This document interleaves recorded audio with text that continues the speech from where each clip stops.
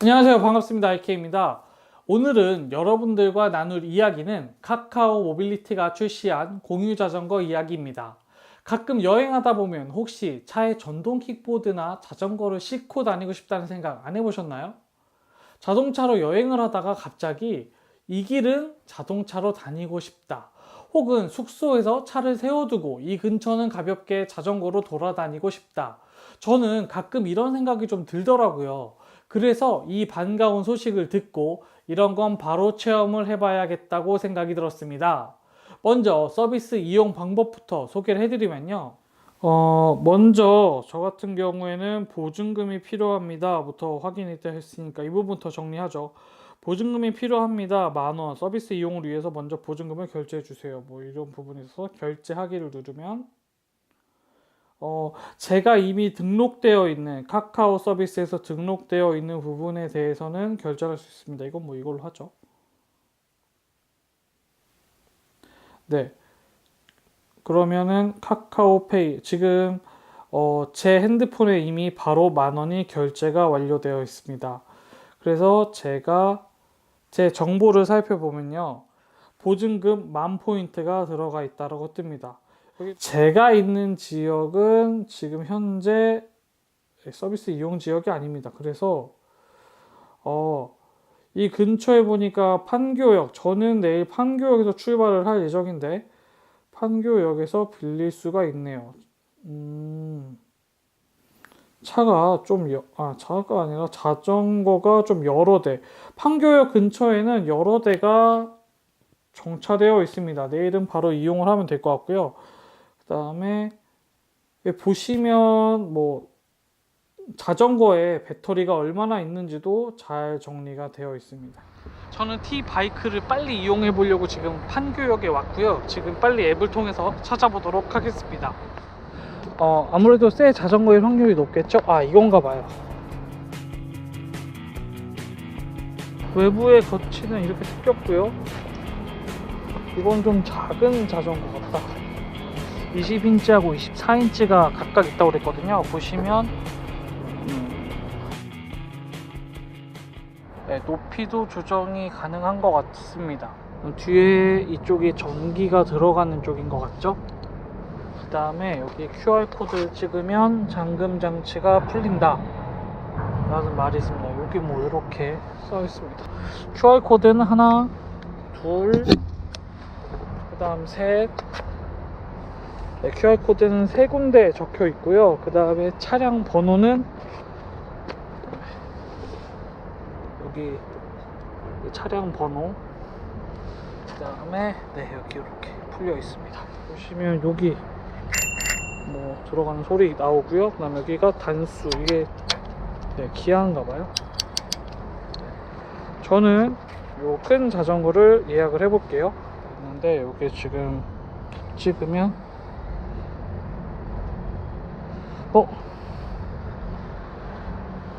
이용할 수 없는 기기라고 뜨거든요. 어라?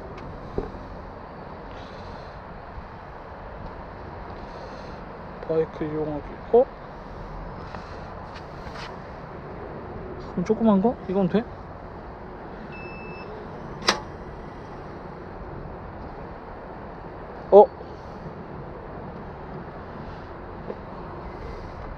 지금 잠금 장치가 바로 풀렸습니다. 되는지 안 되는지가 아니라 이렇게 말이 그냥 바로 시작되네요. 이게 지금부터 바로 이용을 할 수 있는 상황이고요. 그러면 자전거를 이렇게 하면 자전거는 이렇게 뺄 수 있습니다. 이게 보니까 QR코드를 찍는 순간 바로 풀리네요.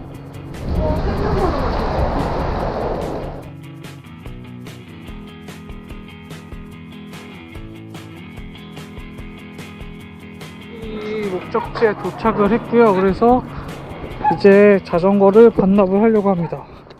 서비스 지역 외 주차 시 수수료가 10,000원이 부과된다.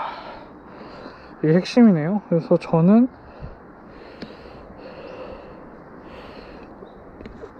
제가 갔던 길이 전부 다 리스트로 뜹니다. 현재 그래서 어떻게 하라는 거야? 아, 잠금 장치를 잠그면 이용이 중지됩니다. 여기 보시면 잠금 장치를 잠그면 이용이 중지됩니다.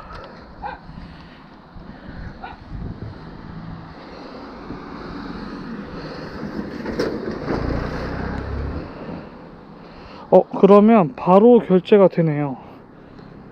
닫기.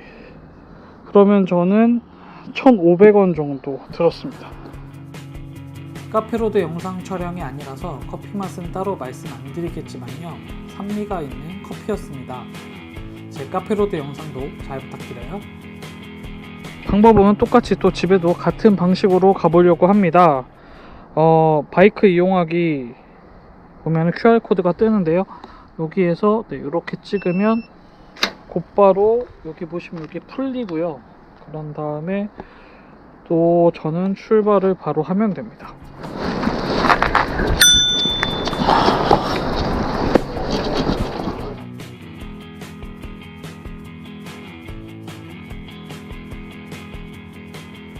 여기에서 이거를 오늘 경험한 내용 중 이용 요금과 가격부터 정리를 해볼게요. 이용 요금은 최초 15분간 1,000원, 이후 5분에 500원씩 추가됩니다. 그리고 보증금 1만원을 선 지불해야 이용이 가능합니다. 쉽게 계산하면 만원 보증금에 1시간에 5,500원, 2시간에 11,000원입니다. 제가 오늘 쓴 일정으로 이 금액을 다시 한번 적용해 보면요, 판교역에서 약 2km가 조금 떨어져 있는 카페에 갔다가 약 30분만 머무르고 돌아왔는데요, 갈 때는 초행길이라서 중간에 지도를 보고 가느라 약 30분 정도, 그래서 2,500원이 들었고요. 지금은 프로모션 기간으로 할인을 좀 받아서 1,500원에 최종으로 이용을 했습니다. 돌아올 때는 같은 코스로 12분 만에 돌아왔고 최종 결제 금액은 1,000원이었습니다.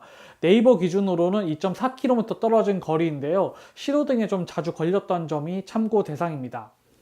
이걸 모빌리티 중에서 쏘카와의 이용 금액을 비교를 해보면요, 대여 가격으로만 비교할 경우 쏘카에서 아반떼 AD 10분 이용 금액이 주중 470원, 주말 790원입니다. 그런데 쏘카에선 이것저것 쿠폰 주는 것을 쓰다 보면 쏘카의 시간당 비용이 더 저렴한 거죠.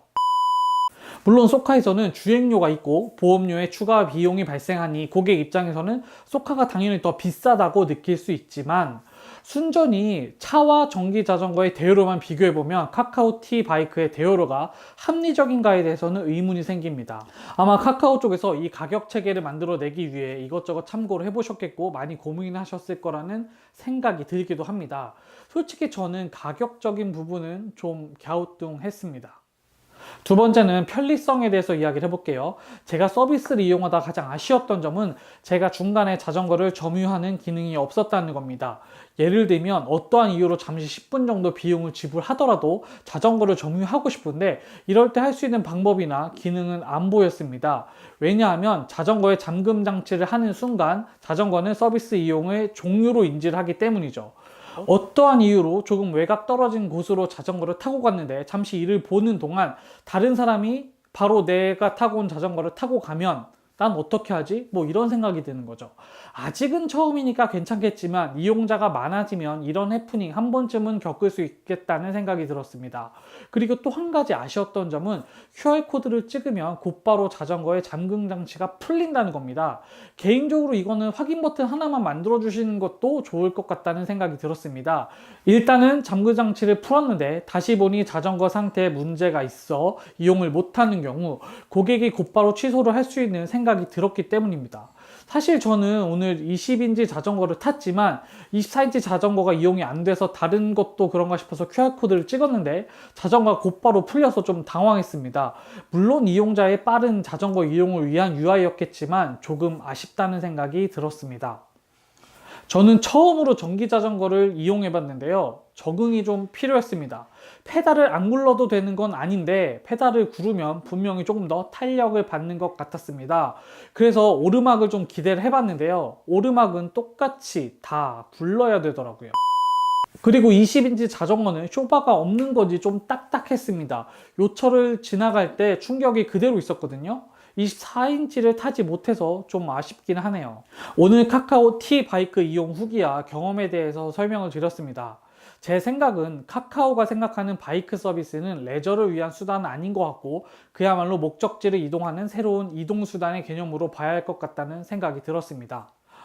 카카오 모빌리티가 힘든 일이 많았잖아요. 사실 카카오나 소카나 택시, 카시어링을 뛰어넘는 모빌리티 기업이 되기 위해서 자전거를 선택했다면 고민을 좀 더 해야 될 것 같다는 생각이 들었습니다.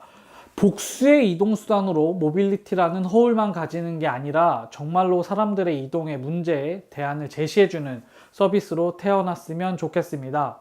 도움이 되셨다면 좋아요와 구독 부탁드리겠습니다.